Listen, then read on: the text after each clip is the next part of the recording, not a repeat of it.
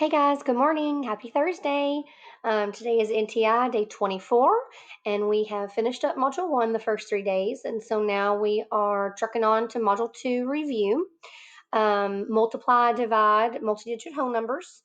So we're going to start out here with when we're multiplying whole numbers, we want to set the problem up vertically.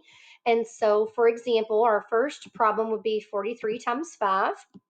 And so if we're going to set that up vertically, something that's important when you're multiplying is you do not have to line up place values, but because I could have a decimal here, you just need to make sure all the numbers are lined up on the right side. Okay, so we don't want to put the 5 under here. We want to push all of our numbers to the right.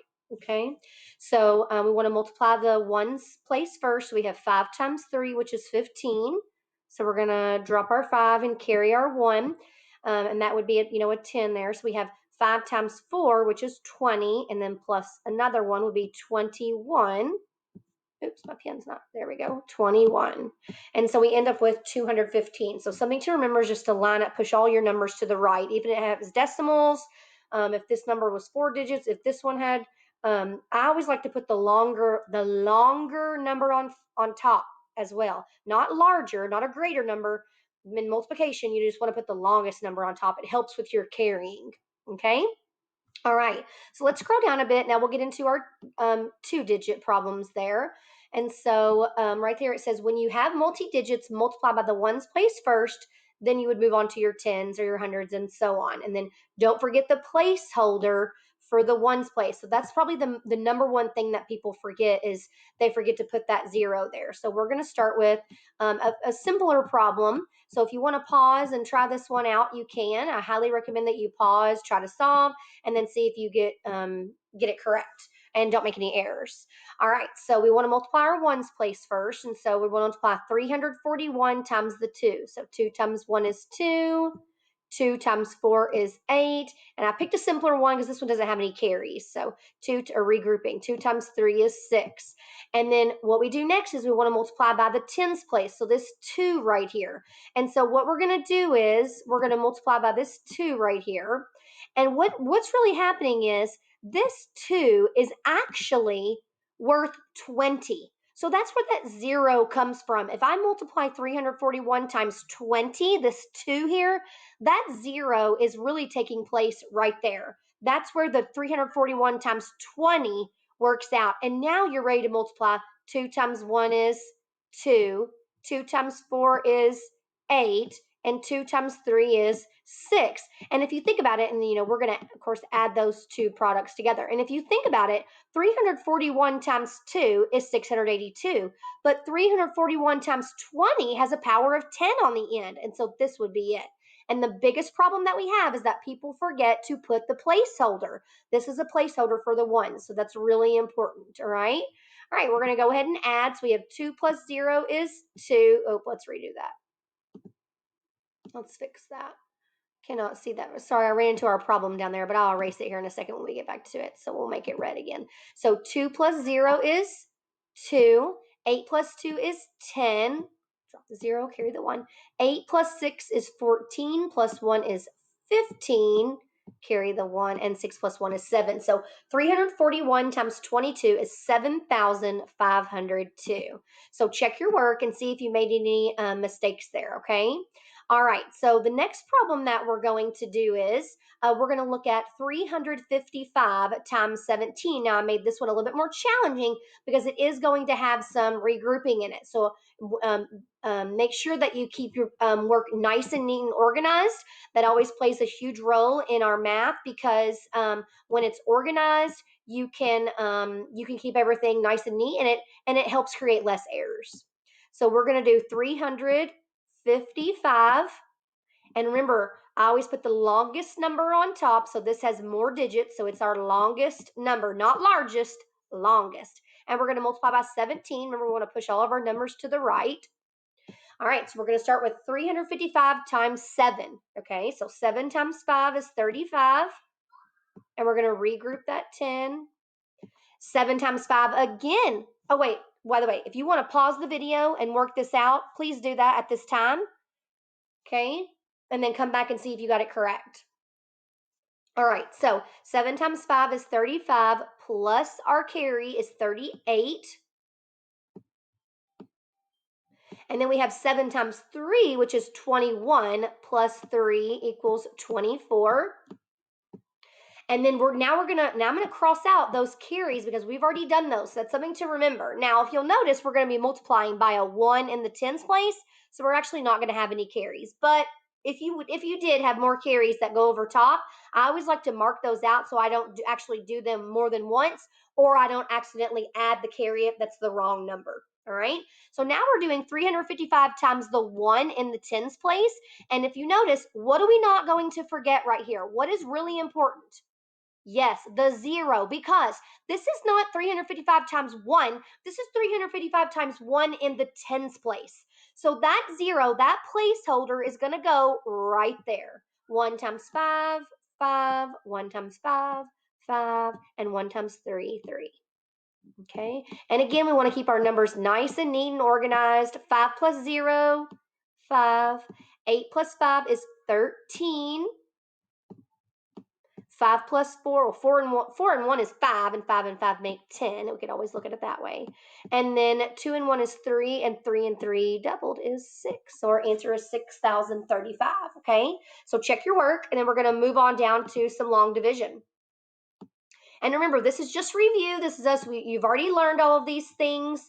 They're just kind of trying to get back what we've learned this year, going back over these skills so that you can put forth your effort in your Google form or in your quiz at home. Okay.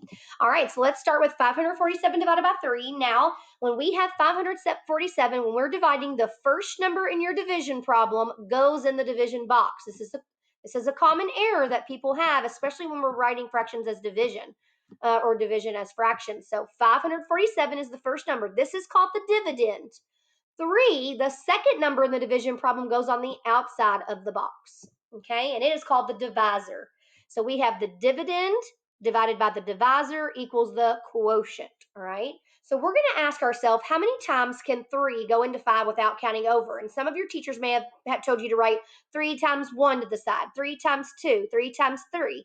Well, if I do 3 times 1, I get 3. If I do 3 times 2, I get 6. So what's happened is I've gone over. And so 6 is too much. So, and really, we're in the hundreds place here. So 3 times 1, or over the hundreds, this would be worth 100 something. We're going to subtract 3 there. Okay? So really, we have 3 times 1, 3 going into 500 one time will get us to 300, but we're not using those zeros. We're kind of breaking this apart in basically standard algorithm division. 5 minus 3 is 2. Okay? And then we're going to bring down our next digit and ask ourselves, how many times can 3 go into 24 without going over it? And so over to the side, I would have my students. And now in this case, 24 is a much greater number than, say, 5. So I would tell my students, start with 3 times 5. Instead of starting with 3 times 1 and writing down 3 times 1 is 3, 3 times 2 is 6, 3 times 3 is 9. Start with 3 times 5. You'll get there faster. Counting by 5s is much faster than 3 times 1, adding 3 over and over. So 3 times 5 is 15. 3 times 6, 18. 3 times 7, 21. And 3 times 8 actually equals 24.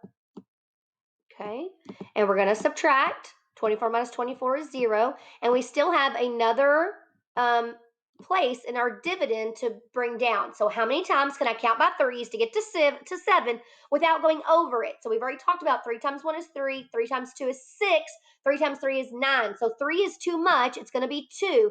And I always ask my students, how close did you get to the 7? Because that's what you were trying to get to. You were trying to get to the 7. So I did 3 2 times because it got me to 6. And then we're going to subtract. And in this case today, we are going to have a little bit of a remainder there. So let me move my screen down a little bit so I can write my 1 because my screen wouldn't let me. All right.